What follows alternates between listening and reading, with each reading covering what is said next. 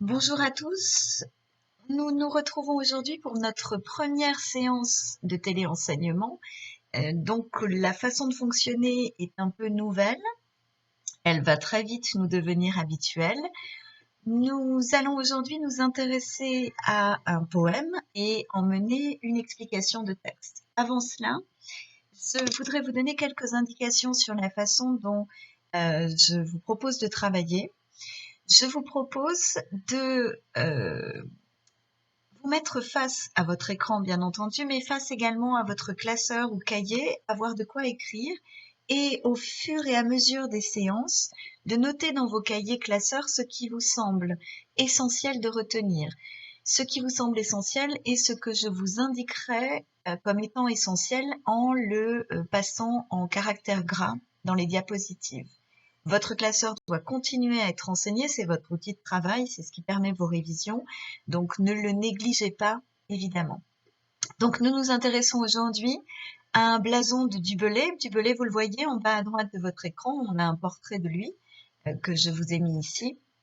Du Bellay, c'est un poète du XVIe siècle, un poète qui fait partie d'un regroupement de poètes qui vont travailler ensemble, travailler dans le même sens et travailler en se nommant eux-mêmes les poètes de la Pléiade. La Pléiade, c'est un regroupement d'étoiles et donc ils vont emprunter ce nom à l'astronomie.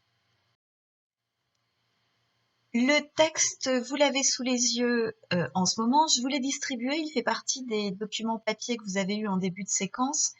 Je vous l'ai remis ici simplement pour que vous évitiez d'avoir à multiplier les supports de travail. J'en fais la lecture et on regarde ensemble les quelques mots qui peuvent poser problème.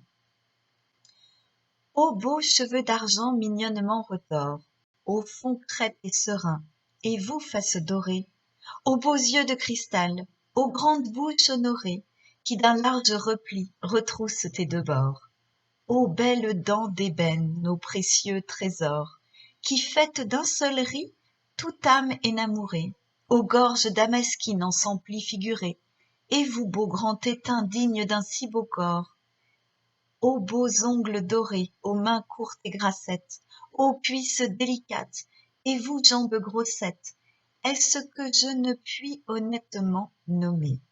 Ô beau corps transparent, ô beaux membres de glace, ô divine beauté, pardonnez-moi de grâce, si pour être mortel, je ne vous ose aimer.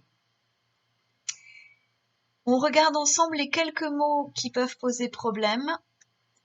Vous avez tout d'abord au deuxième vers le front crêpe et serein. Crêpe, c'est frisé bouclé, donc vous pouvez imaginer qu'ici il fait mention évidemment de mèches de cheveux qui retombent sur le front de la dame.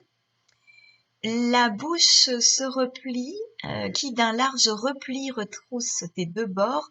Donc le repli, c'est un pli.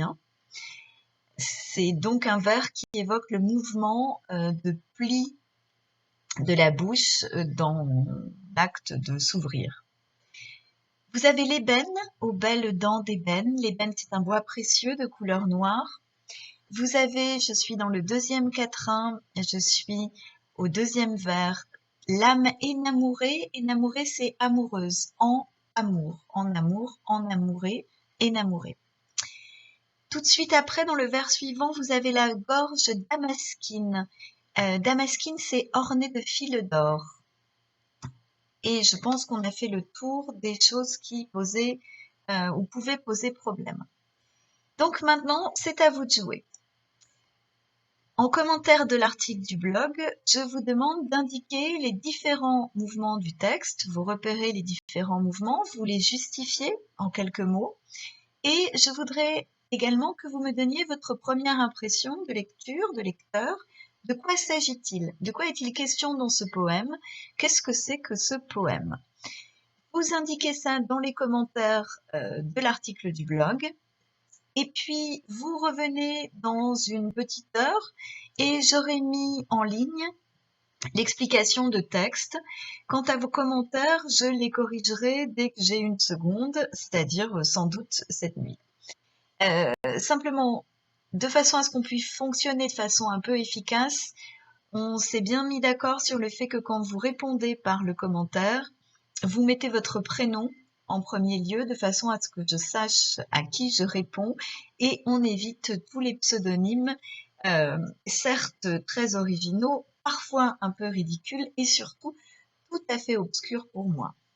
Je vous retrouve donc dans une petite heure et vous souhaite un bon travail.